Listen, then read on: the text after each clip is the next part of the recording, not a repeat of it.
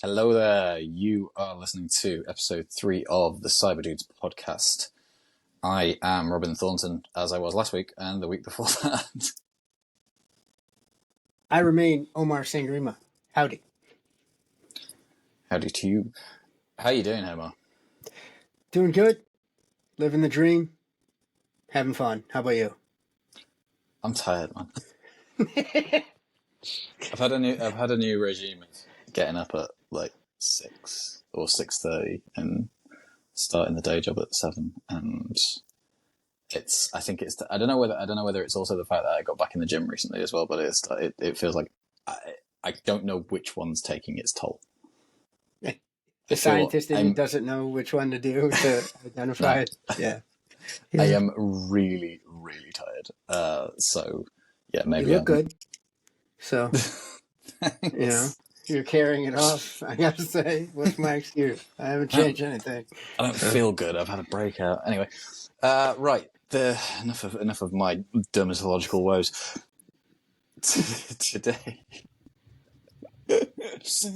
Today we're talking MFA, but before we get into that, we are going to do the news as per usual. But even before that, this is shorter than the previous two, or I was going to say shorter than usual, excepting that we are only on number 3, and 3 is the first time at which you can start constituting a pattern. The first 2 episodes of this, we had some feedback. I was kind of well aware of it anyway. They're a little long, so we're going to try and cut this down into 45 minutes, and we'll see where that takes us. Essentially, we won't ramble quite as much as We'll try. We'll try. Yeah. The news last week it wasn't last week, was it? The news on episode 2 took far too long. I think we just sort of got bogged down waffling about geopolitics. So we'll just dive straight into now. Story number 1, big one of last week. Change Healthcare confirms Black Cat Alpha V behind ransomware attack.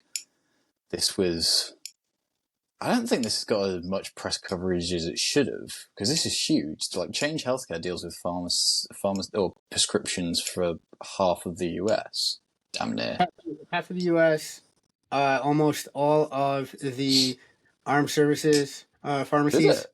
Oh yeah, there was a ton of folks on bases that didn't know whether their procedures were going to be covered, whether they could go. Yeah, they had to go to, I think, pen and paper for prescriptions, and as if our armed services aren't going through enough on when it's regular time. This was adding insult to injury.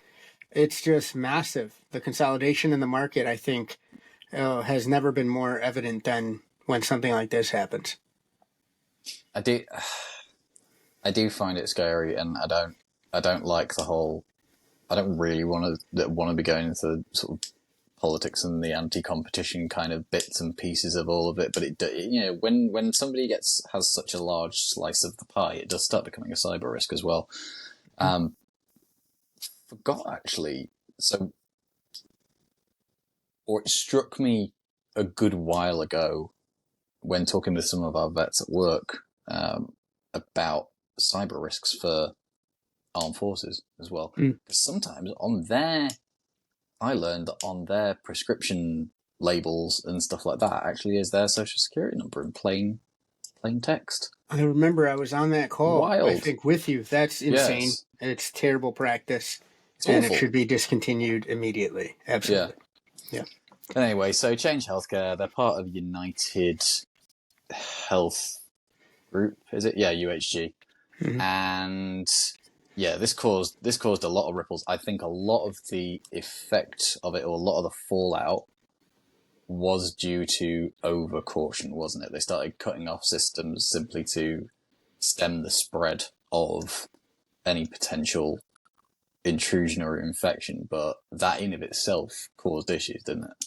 You are pointing it out very adroitly at work at the 9 to 5, and it's really caused me to noodle over the implications. This could very well be, as you're saying, the intended result from an attack going forward. If you target enough of a bastion of a particular market, then you could end up getting them to do the right things. But if their reaction, if hitting the knee with the little hammer is going to get that reflex going, then you end up potentially setting up a chain of events that are going to stop cyber activity the way that you'd want to, even from a straight up ransomware attack. So this has far reaching effects.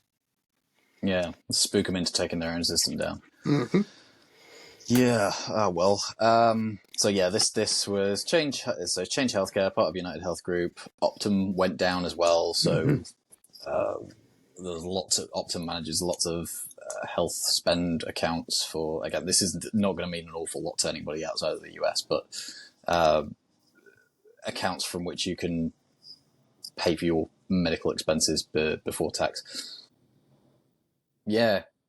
Problem there, yeah, because if people then also can't get to their HSAs, it's going to be an issue too. Super issue. Yeah, it caused chaos at pharmacies though. My wife ended up stuck at one for about an hour trying to figure out a problem. It was a pre-existing problem with having sent something to the wrong pharmacy, but they were all running around with their hair on fire because all the Change health systems were down. Let's move on. Story number 2. This was a nice one. I liked this one.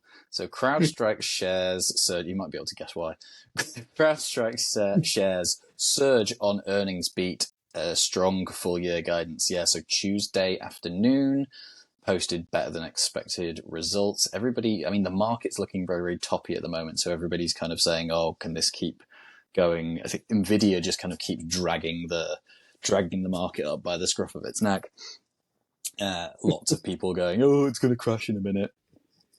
Nobody knows, but yeah, CrowdStrike once again beating estimates. Shares popped 20-25%, something like that, in the aftermarket trade. But I think it just goes to show that the problem they solve is a growing one and it isn't going away. They're just going to keep rolling on like this, aren't they, for the foreseeable, I think. I think so, and it also, I think, gives credence to a bit of the new direction that they were taking. I was just talking about this the other day on another call, where they're really trying to flesh out the ecosystem. Mm. You know, we've known CrowdStrike as the stalwart endpoint detection mechanism. They've just been great in that case, but they figured out, and I think they've been figuring out for years, if we have agents on things, if we already have a presence across a lot of assets on a network, why not start linking that up to your logging and monitoring systems? Why not have it start becoming your full pane of glass for your security posture across your enterprise? They've started to move that way in a sense, almost kind of going along the lines of maybe trying to eat Splunk's lunch. But at first, it might have seemed a little far-fetched. The numbers don't lie, though. The market's liking what it's seeing. Yeah. Well, and this is something else that I have heard, not too recently, but it's recent enough that, and I think you've alluded to it there, the way they've architected the whole product, it's more or less an all-in-one platform. Mm-hmm. You go and get CrowdStrike. I mean, and for the uninitiated, CrowdStrike, essentially massive, as I've said, massive platform for cybersecurity monitoring, detection, response, and automated response. All of that good stuff. That's the piece that they're really getting really good with. Yeah, and historically, I say historically, it's not all that much history, but historically the market has been quite fragmented and bitty, and lots of different sort of tools, and you have to different contracts for every single one, and different multiple different integrations, and they don't all work, and it's not seamless, and all that sort of stuff. So really, just having it all in one place, I mean, it's great for everybody's sort of perspective, really, and because CrowdStrike mean that they don't have to, they've got no one else eating their lunch. The customer knows that they've just got a one-stop shop for the whole thing. it's all fine and dandy as long as CrowdStrike are keeping on the ball and keeping the customers happy. If they start getting complacent and the customers kick off, then there's problems. But complacent, or if they get owned themselves. That's true. The classic issue of an same thing as the last stalwart. story. Right? It's one of those things where all your eggs in one basket is great if the basket's made of cast iron. It's a little heavy, but they're safe eggs. This is I'm not wishing ill on anyone. If this goes down, I think it would hurt not only just monetarily the industry, but it would also hurt straight up just our profession, right? Being frank. Yeah. So, hope they keep on keeping on, but consolidation in the supply chain like this is always something to at least keep a wary eye on. Yeah, absolutely. For what it's worth, none of that of what I was saying about the earnings or anything like that, or where the company's going, not investment advice. I am not in the business, or I'm not interested for people coming at me because they bought right at the top and then something went wrong and CrowdStrike's shares tanked. Gonna get flamed on Reddit is what you're saying. I get flamed. I just don't want someone suing me. I am not a financial advice. None of this financial advice. Is financial advice, absolutely not. No. Moving on, story 3. Feds seize Lockbit ransomware websites, offer decryption tools, troll affiliates. This wasn't just the Feds, actually. This was like an international task force. I can't remember exactly what. Most of the Five Eyes, wasn't it? I think got in on the party here. Yeah, they'd be like GCHQ. I don't know. Is Interpol included in that, or is that is it? I think it's more of a blanket across. Yeah, it's visors for all the eyes, but the Five Eyes are different entities. Yeah, so, yeah. Wasn't that the plot point of a James Bond film?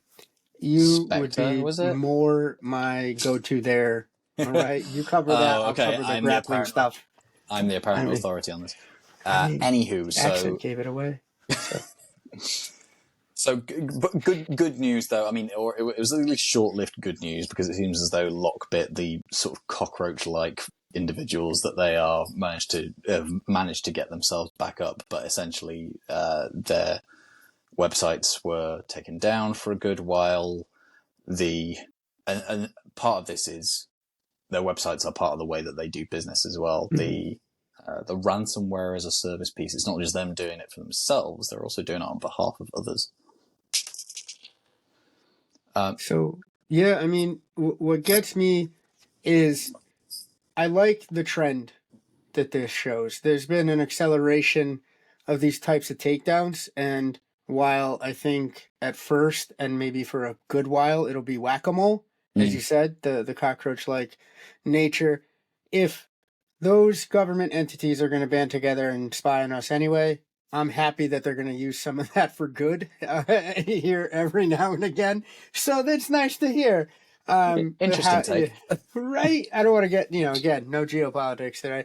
But if they have the ability to, then it's great to see this sort of thing. However, as you alluded to, or not alluded to, you flat out said it, Robin, was they were back and it was very manifesto-esque. Yeah. With the first post. But as you said, I think they've set themselves up as weird and terrible as this is to say, just a part of the nefarious supply chain versus just one single entity. They've embedded themselves, I think, in a grander go-to-market scheme for BS. So. Lockbit have also set themselves up as the guys to take down as well. Yeah.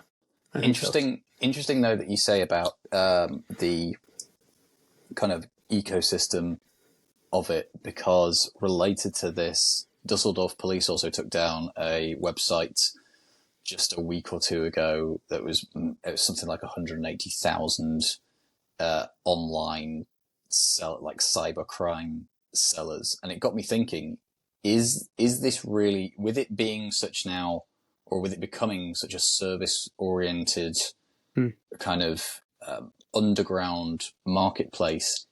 Is the key to reducing the amount of criminality that goes on online essentially the cybersecurity equivalent of taking down Amazon or eBay or Alibaba or whatever it may be.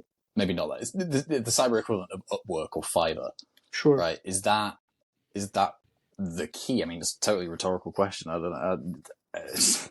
don't know that's going to get an answer, but I would think that can help.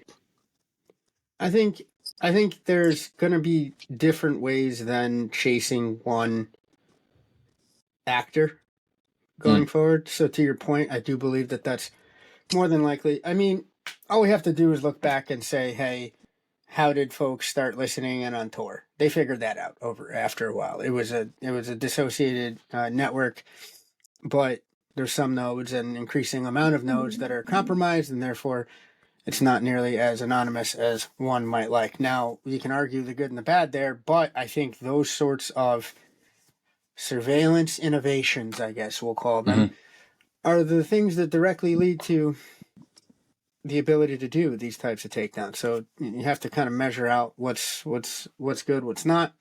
But I do think down the road, you're spot on.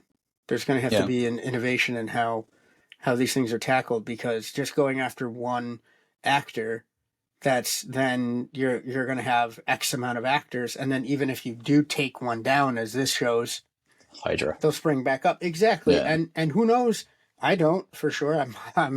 We're friends, so I'm pretty positive you don't either. Whether it was a legitimate, could it just be somebody saying their lockbit? One doesn't know. So yeah. Before we move on, because we do have to move on, did spark a thought there. I read a piece in Wired. We might do it later on in a later episode as an interesting tidbit.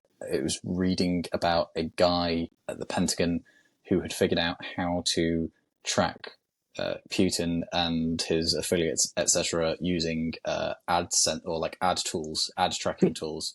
Very interesting. Used Grindr as a testbed of all apps as to how to find out where people are and who they are. But we'll save that for another day. Okay. Right, moving on. Next section, we've got multi-factor authentication, as we said at the beginning, so we might as well just jump straight into this one. What is multi-factor authentication? It's getting authenticated by combining different methods of authentication. You don't just rely on one.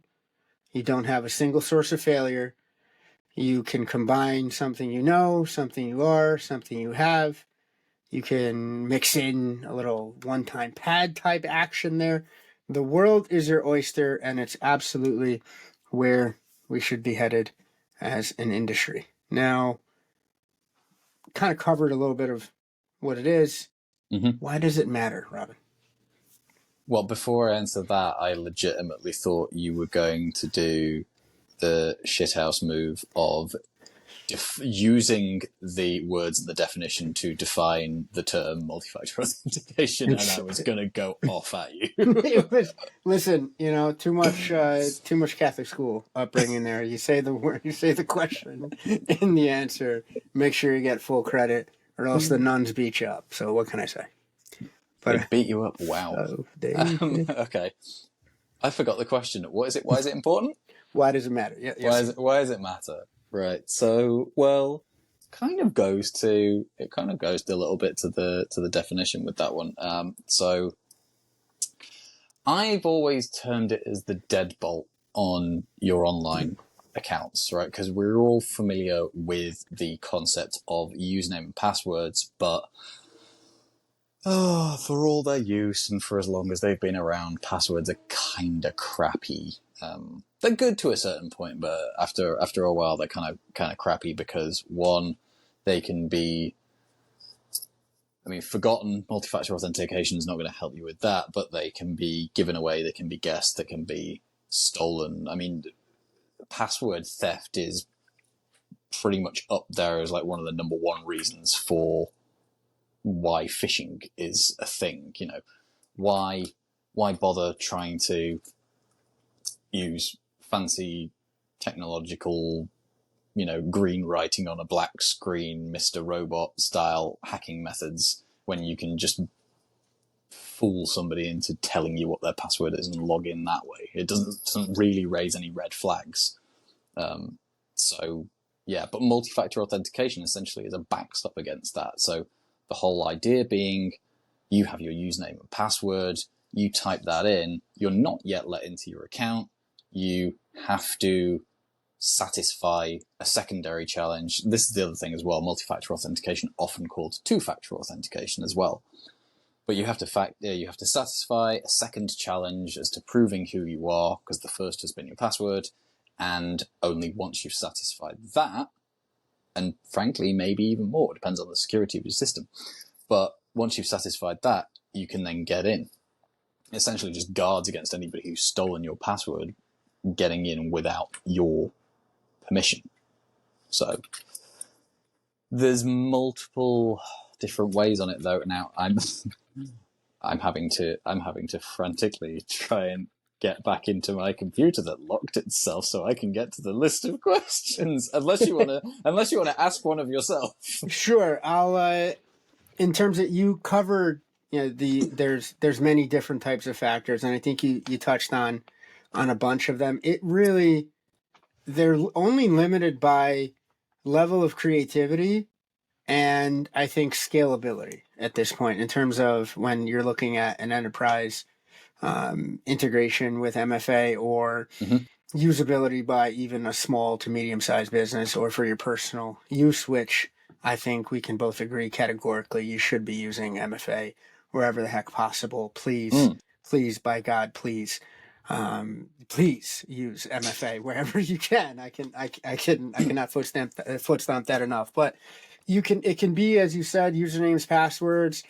It can be potentially part of the, some of it can be the context of where you're trying to log in from, right? There's some innovative ways, as we saw even last week, the stuff at work, innovative ways to kind of factor in, locale, to factor in potentially identifying pieces of the endpoints that you're using, the devices that you're using, even to try to log in. Possibly, of course, as well, the age-old challenge questions and the combination that's skirting the line. I know. I open it up because I know that this is a bugaboo for you, so I'm trying to serve it up. You made a face. Tell me why challenge questions are no bueno here. Well, I mean, so there's an interesting point, because I don't know whether I'd have brought up the security questions initially, but I guess that's a form of multi-factor authentication that we've had for an awfully long time and never really considered multi-factor authentication. And frankly, we shouldn't, because it's crap, because they're all the same. Like, every company has all the same questions. And for one, I'm going to get proper ranty right now about this. For one, you typically don't have to answer these questions anyway, provided that you've put in your password. It's a password reset verification kind of thing. But all the companies have all the same questions, and it's all like, what's your favorite food? Which is crap, because my favorite food can change from one day to the next. I don't know. So I'm going to end up getting my own security question wrong. What was your first dog's name? What street did you grow up on? What maiden school name? Did you go to? What's your mother's maiden name? What are the other ones? Father's middle name? Father's middle name wouldn't work for me. He doesn't have one. But yeah, really weird. I for a longest time, I didn't even realise, and then it's like, wait, do you not have a middle name? Like, no, mum didn't bother. One name. But it's all the same bloody questions, and all of this stuff is things that people put on social media, 100%. Or is like realistically relatively easy to research. Not even that, and even if people haven't put their security questions on, you're really enjoying this. I had a really good rant last night about the sort of what was it? I had a really good rant last night or the night before about some of the unrealistic booby traps in part 2 of Mockingjay, The Hunger Games. It just didn't, and my wife was in hysterics because I was just so impassioned about this and had this. And normally I end up in a rant, the kind of rant where I trip over my words and my brain's going faster than my mouth and it doesn't quite work. This was the most coherent rant I've had in ages, because I've had about 15 minutes stewing over everything that I thought was wrong with these booby traps and everything that was impractical from a maintenance perspective. Anyway, so how do you keep blow darts like stocked? Is that the maintenance piece is what tickled me here? Like, how do you grease wheels? So it's the bit where for anybody who's not seen it, I don't feel like I'm giving an awful lot away here. There's a bit they get out of the sewers and they come into a subway station, and then there's kind of like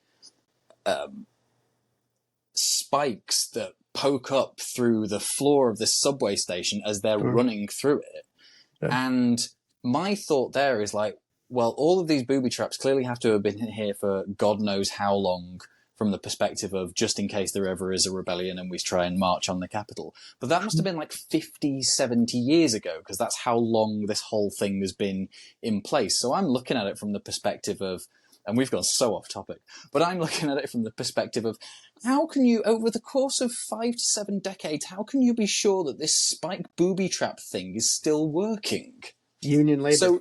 Then how do you test it? So then you sort of like fire off a few, but then you've ruined your subway floor that you then have to relay and reset all the spikes underneath, but then you need to test that they work again. So, and it's just this endless sort of cycle of test it, ruin your floor, relay your floor, test it, see, and it got silly. Anyway, getting back to it, we're wasting time here as well. We said this was going to be a short one. So, the security questions are crappy because they're all the same ones. It's all stuff that you can research about people on social media, and even if people haven't put this sort of stuff on social media, many of them will at some point or another have stumbled upon a quiz that's like entitled "Which character from Friends are you?" or which one of these confused dogs are you? And it's all of this personal information that they farm for it.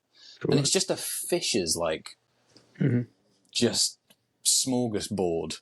I was going to say something not safe for work there. Of course, I kind of figured, and I was hoping, I was trying to telepathically steer you away there. Don't say it. For sure, and not for nothing, right? I think let's be cyber nerds for 2 seconds. It's also technically in the same vein as something which is your username and password anyway. So it's just additional factor, not really multi-factor. Yeah, more of the same factor authentication. Yes. Yeah, and so that's important, right? Let's go back to that triumvirate of something you have, something you are, something you know. So multi-factor authentication made up of those 3 aspects. Something you know, obviously username, password piece. Something you are can be things like your fingerprints, your iris, your voice, your face, all of that sort of stuff. Something you have typically ends up being your phone. I mean, I wave my phone up, but I'm recording on it. Sure. What else? YubiKeys. USB dongles, YubiKey type stuff. What were the other ones? Oh, the little RSA tokens, which interestingly, kind of coming back. Because those got phased out because they were kind of expensive to do, but also then now coming back somewhat in terms of the authentication apps. So, tell you what, let's get into that now. The different ways of, or the different methods that you can do the multi-factor authentication. Let's start with the crappiest one. What's the crappiest one? We all know what the crappiest one is. It's going to be SMS, no? It's so crappy. Yes. And it's mad convenient. Sure. Because it's probably the cheapest out of all of them to set up at a business kind of level. But it's so easy to hack, isn't it? It's easy to hack. You can get SIM swapped to death. You can eavesdrop. It's something to be said about old reliable, because you don't necessarily need to be within like Wi-Fi range to receive it on your phone. But there again, it's easy, but is the ease and convenience worth the absolutely terrible security? I've got to say yes. I think SMS is a necessary evil as far as multi-factor authentication goes at the moment. I think purely from an accessibility standpoint, because not everybody has a smartphone capable of having an app. It's probably the easiest to use as well. So really, we're kind of talking about the elderly and the technologically impaired, I guess. And again, as you say, people who do not have the best of data coverage and they can only really get simple cell coverage, and it does work. Important thing, I mean, it goes for most forms. It goes for any token-based multi-factor authentication, but I mean, what's the other big problem with SMS, though, as far as the scam piece is I think you can be socially engineered pretty easily. Yeah. To give up what you get from an SMS-based second factor. Yeah, it's the give us your 6-digit code. So, and that's a really important piece. Never ever give away those 6-digit codes unless did have a funny one with a bank the other day as regards to, but it was specifically, I mean, I had initiated that interaction and it was about me proving I was who I said I was. Okay. And I got, whilst I was doing it, I got thinking about how do I know that this is legit? For one, I'd started the call. For two, they said they needed to verify my identity. For three, they asked me to confirm my number, but only by saying the last 4 digits. So they, by all accounts, knew it and could send it, and then said, okay, well, we're going to send a code to your phone. Please tell me that, and we can complete your sort of verification step. So it's not an absolute hard and fast of don't ever give anybody your token, but don't give over those one-time tokens to anybody where you've not initiated the whole interaction yourself. And I'm not talking about receiving some email that says you've got some funky charge and then call the number, because that's them making the initial communication. Only give over those codes ever if you're the one who's starting that whole exchange.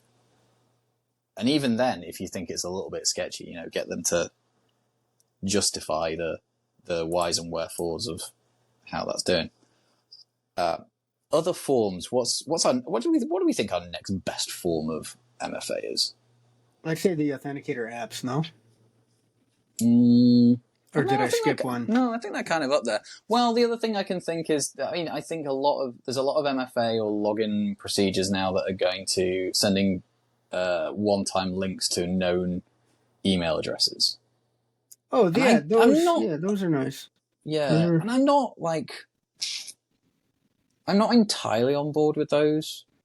Partly, I think the reason being, it kind of, your email address is sufficiently front and center for all your logins and account access of every other account as it is.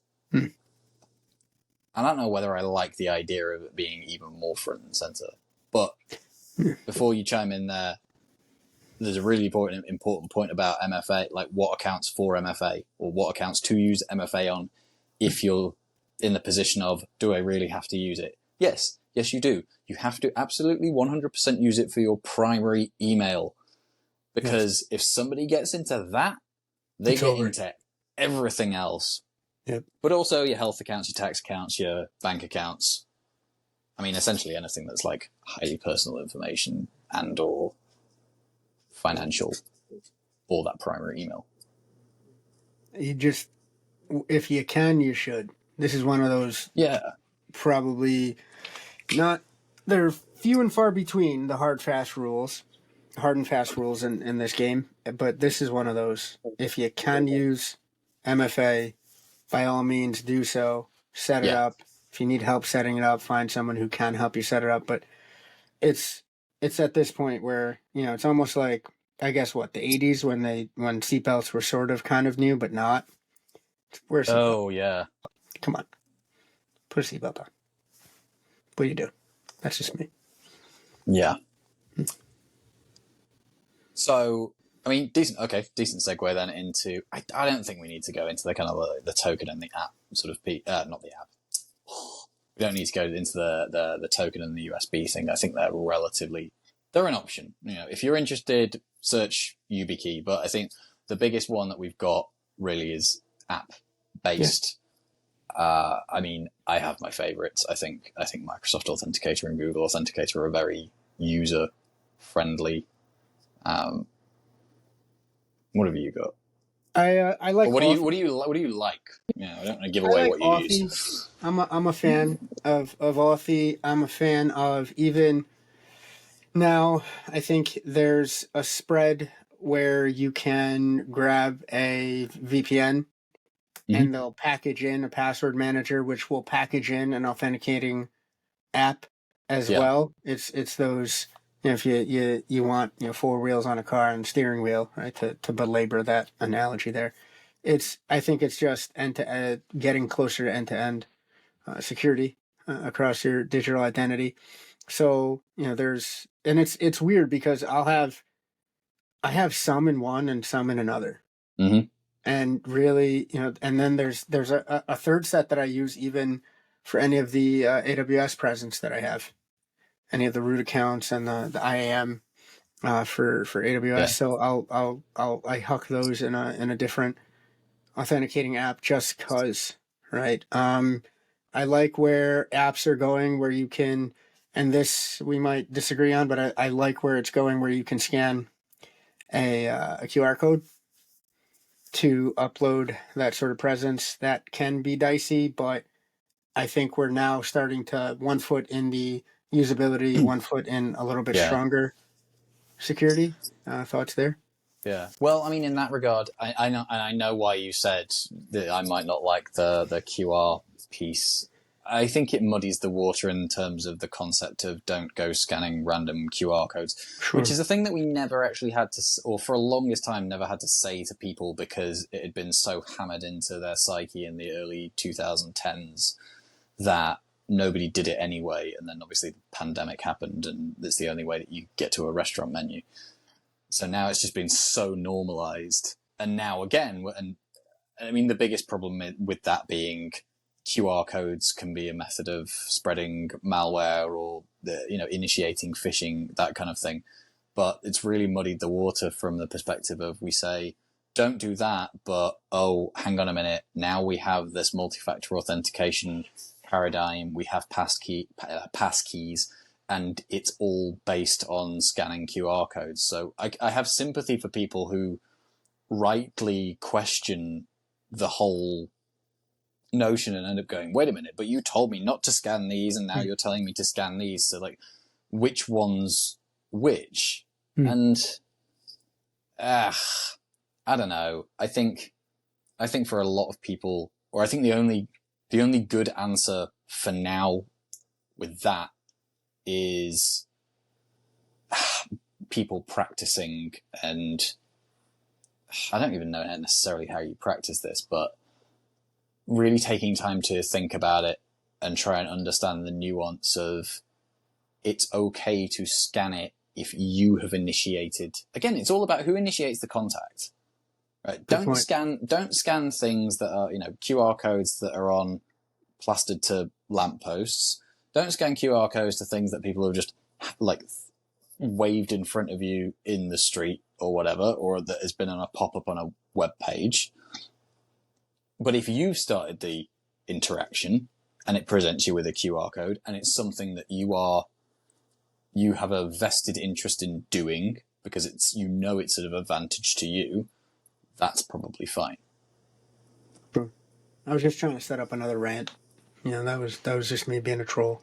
Nah, I like to feel like I kept fairly like measured, and I mean it did take us quite off topic to a degree, but not necessarily, because again, I mean this is then a progression of the multi-factor authentication piece, because multi-factor authentication for the longest time has been the username password plus the one-time code or plus the swipe on the app. Now we're getting into a realm whereby, I mean, if I log in, there's certain accounts of mine that I log into and it doesn't even ask me for a password. It says, do you want to use your password in a different factor, or do you want to just scan this QR code and we will let you straight in?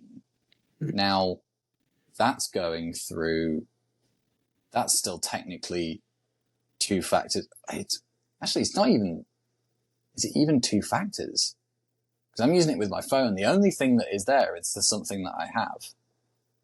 No, there's something that, no, it is still two factor, or it's still multi-factor. Yes, I forgot. Because I put in my login details.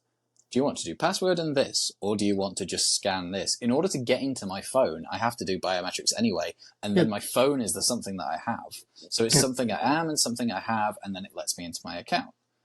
But that's a massive progression from a usability standpoint and from a convenience standpoint, because it's just, you don't even need to fart about with typing a long password that you might get wrong 3 times or whatever.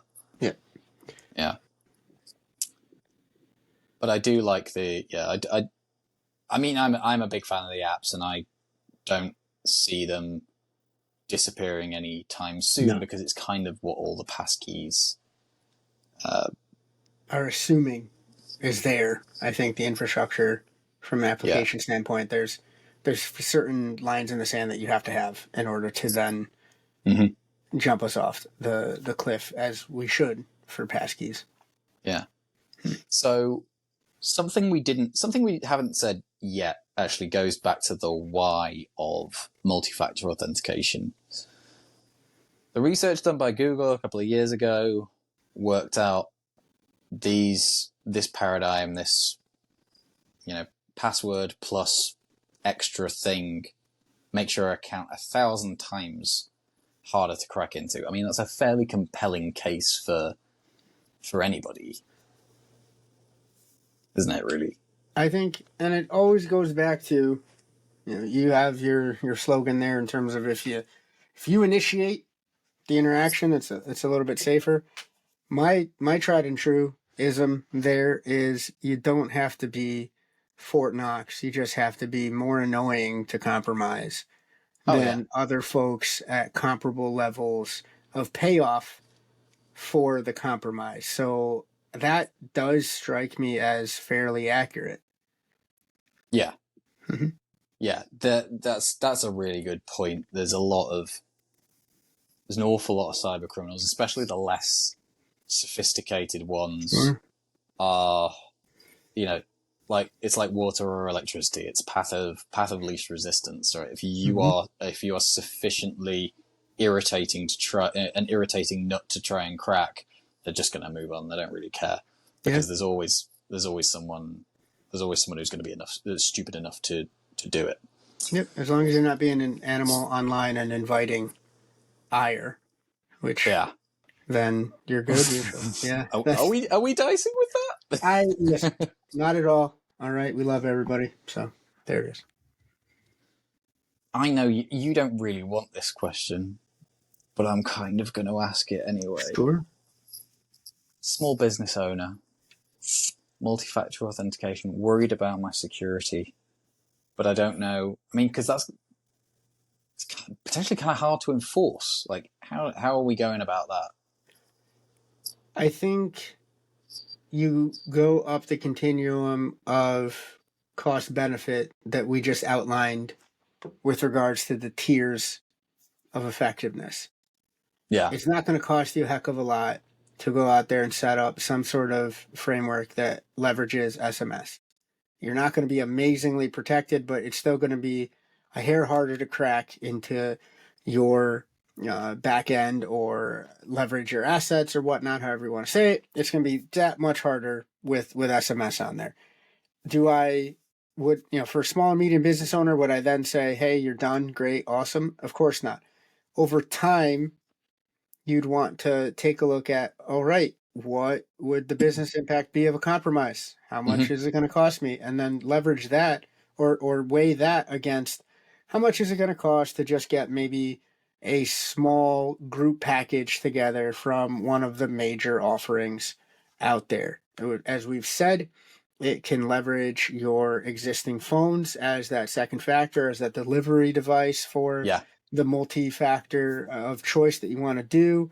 Again, we're not sponsored by them, but if they want to give us a shout, I'm not going to be mad. But is a $50 YubiKey just going to save you $500 or $5,000 of headache? Then I'm not an economist, but the math checks out to me. So you go along that continuum. It doesn't necessarily have to be this overwrought sort of setup.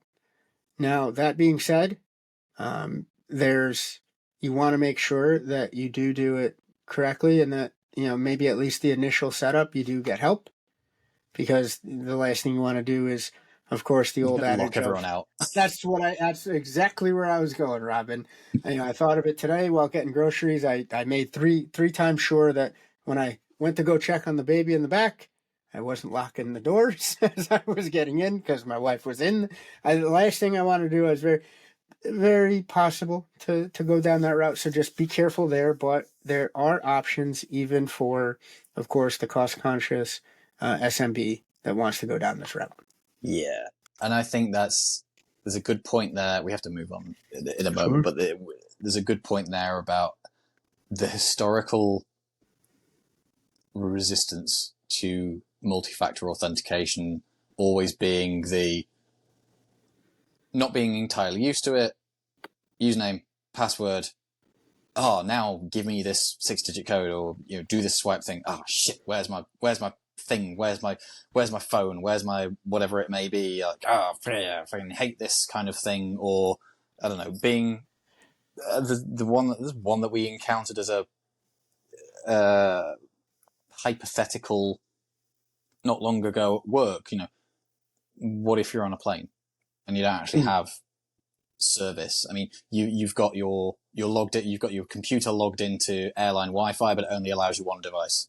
So then how do you log into your secure systems or whatever it may be? So that whatever you choose, you need to ensure that there's well-designed MFA.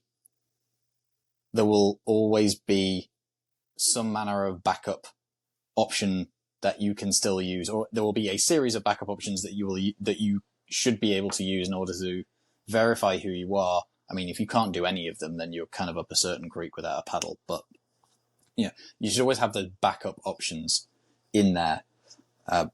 In that sort of scenario, in that specific example, you're talking about time-based one-time passcode, the kind of thing that rotates through. We won't go into the workings of that. It is quite interesting, but we do have to move on. So quick little recap then.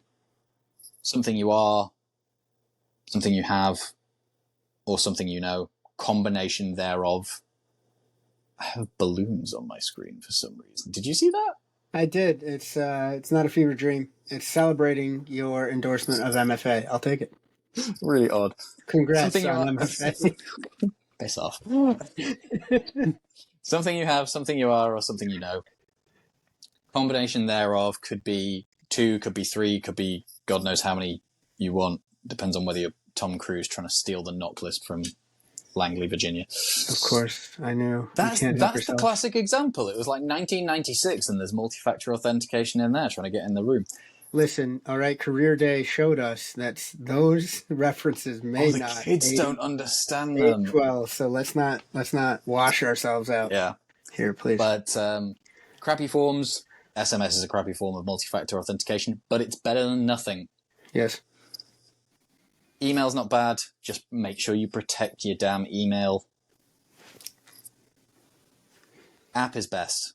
Personally, in my opinion, app is best. It's not infallible. They can be juiced, but app is pretty much the best one. I like Google. I like Microsoft. They have built-in one-time password functionalities in those, and you can get them on most smartphones. The whole paradigm makes your accounts 1,000 times harder to crack into. There is no good reason that you should not be using a multi-factor authentication. Unless you can give me one.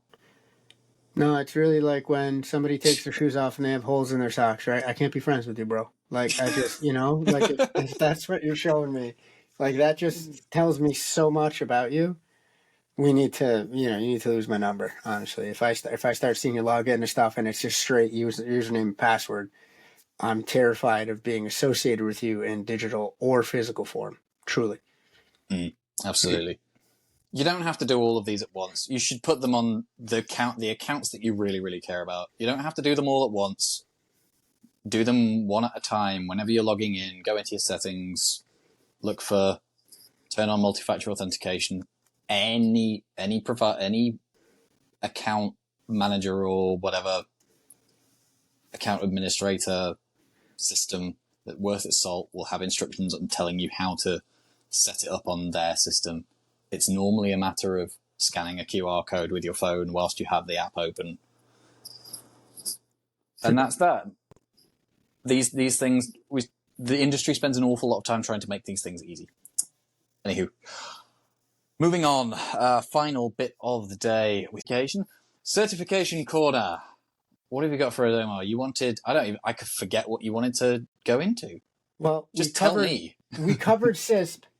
Yes. In terms of why or why not, and one of the ones that we shouted out as far better tuned towards the person trying to break in to the industry. Oh, Sec Plus. Security Plus. The old standard.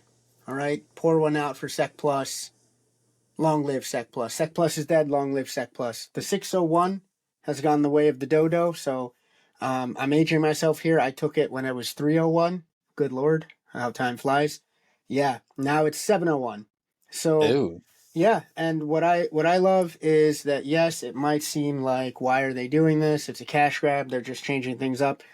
Maybe I'm too much of a fan of CompTIA to lay that completely at their feet. However, what you should be taking out of that is that they update the material to stay current with the needs of entry-level cyber professionals periodically, year over year. And that's something that you want to have, because then prospective employers go, okay, have they taken it within a certain amount of time so they know their stuff? It's not as though I'm trying to just leverage my 301 skills and get jobs today. You want to have something that cycles through. It might seem a little bit of a pain up front, but it's ultimately better for your resume. It's ultimately better for just what it guides you to study. And it's the godfather, the kingpin of the entry-level certs. There's other certs out there, which we can cover in subsequent episodes, that are trying to maybe horn in and take their lunch a little bit from the entry-level perspective. Other players, ISC Squared, Google are the two that come to mind in terms of trying to maybe get in on that entry-level business, but still the absolute king, queen of the hill there is the Sec Plus, the 701.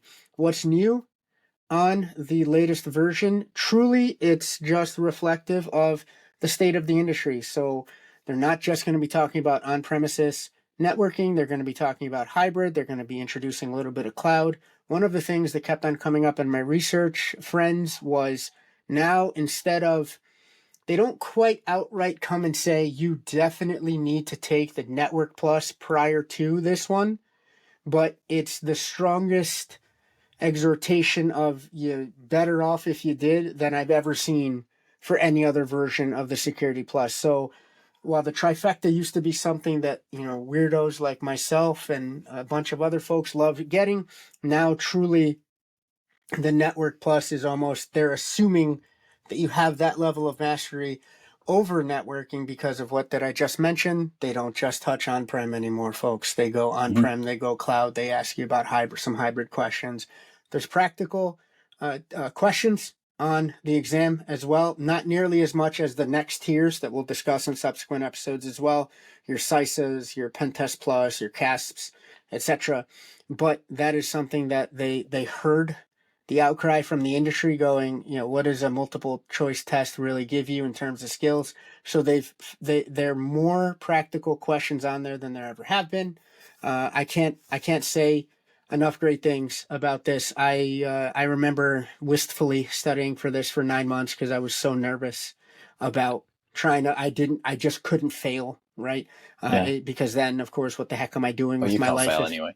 I mean, I try, I do my best, but it was one of those things. You don't nearly need to take the 9 months, but this is the sweet gateway drug to get into this industry, in my opinion. So Sec Plus, I love you. Can't say enough about you. And it's remained affordable. I will say that. It has been adjusted for inflation, but it's remained much more affordable than a lot of other comparable first or 1.5 tier exams. So Yeah. if you're trying to look to get in, Sec Plus is your way. So that's it then. So Security Plus, so those are the numbers that you were talking about to begin with there then, because I was kind of just nodding along and I was a little bit lost, but it's now quite clear to me. It's $701 these days.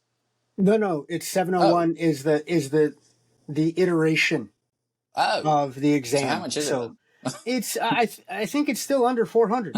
If not, it's in the 400 range, which honestly, for other comparable ones that I say you would get the most out of studying for, there's a few out there that they'll try to bang you over the head still for $800-900. Not worth it. This is the thing to get to break in. And what I love is this is the one that I prescribe to any mentees and go, listen, take a look, and then you'll know maybe what you want to get into down the road. But this is a great general exam to get your feet wet.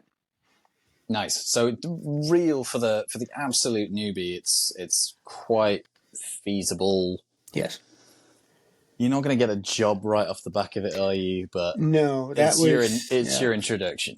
Sure. That used to be maybe back in the day. Even when I took it now, 9 years ago, that was starting to not be the case. Now I would say, unfortunately, please, CompTIA Mafia, don't come and kill us. But it's just not the case anymore for sure. But it's definitely the starting point to understand maybe what you want to start specializing in. Yep. And it's the one you're going to remember fondly down the road. Cool. That's good. So I think that goes back to, I think, something we said in episode 1 as well about, the charlatans who are on social media telling you that you can go and do something like Sec Plus and jump straight into $100,000 a year job. Like that's not feasible. Absolutely. Lies and more lies. Yeah. So in terms of if people are, say for instance, same kind of position as yourself when you did it, studying mad, 9 months, whatever, don't want to fail it, want some help, assistance on studying, what's the recommend? What do you recommend there? And in a way that you're not going to get fleeced? I really stand by the official books. Mike Chappell is one of my nerdy heroes, and I believe that he's the one in charge of the book, the white background and the red lettering from CompTIA itself. You get the subject matter book, and then you buy the companion, which usually is on any of your retail booksellers du jour. They'll throw you a deal for $60 or $70. Snap it up, and you'll be fine. You have a test bank, a whole book that's a test bank of practice questions. You have a concept book that goes into the different domains and also spends. What they do is they amend the amount of time you spend on different domains based on what percentage is going to be on the exam. Honestly, that's really all you need. There's as many options out there as you have money to spend. So there's definitely different things you could do. CompTIA offers what I feel is amazing prep, but it's not cheap. If you go onto their Cert Master offering is amazing, and if you score consistently on that, you're almost guaranteed to pass, in my opinion. But it's not something that I leveraged until I got to maybe, I think, the Pen Test Plus or the CASP level, where I wanted to make absolutely sure that I wasn't missing shots. You get the books, you go on LinkedIn and say, who's got a study group? And you can find folks, you can find many Discords, you can find many folks that'll help you out. And with that, you're fine. Cool. Good. So that's Security Plus. So it's for the beginners. You are in for it, as far as at least the exam, you're in for 400-ish. I think, something like that. $400-ish. you're not going to get a job straight out of the gates with that kind of thing. Don't believe anybody who says that you will.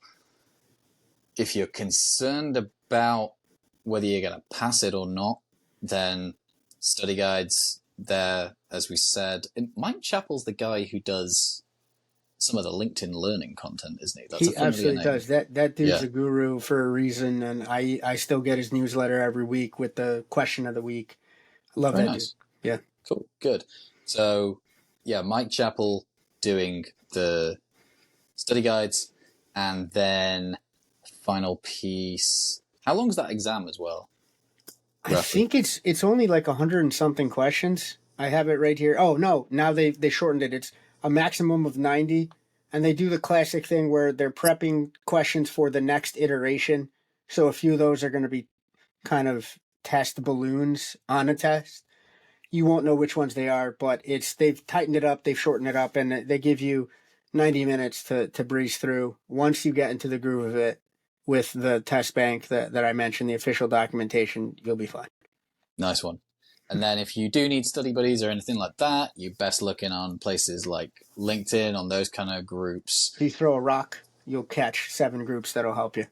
Absolutely. Yeah. Do not get, or if you need to, if you want to do study guides, or not study guides, if you want to do Security Plus, if you want to do study courses, that kind of thing, do your research. Do not get drawn in by charlatans who are going to charge you several $1,000s. Ask around. Ask people in the security field who have been there, done that, got the t-shirt. What's a good study program for Security Plus, for any certification? Make sure you get your bang for your buck and you're not paying over the odds. And if all else fails, ask Dr. YouTube. There's tons of great material on there that's free 99 and will get you where you need to go, especially for entry-level certs like this. Yeah, and even if you can't find it on YouTube, r/cybersecurity on Reddit. Beautiful. That is, I mean, there's not everybody is always totally friendly on there, but for the majority of people are straight up. You ask an honest question, you get straight up get an honest answer out of a lot of them. Of course. So it's a wealth of knowledge. Right, I think we are done for this episode. We said we were going to try and keep 45 minutes, and we've hit an hour. It's once I've trimmed things out, this will be bang on an hour, I think. But hey, never mind. It's progress. We're getting better. So that was episode 3. It was multi-factor authentication. I am hungry and need my dinner, so I shall bid you adieu. Farewell, friends. Until next time. Marvelous. Take care. Bye-bye.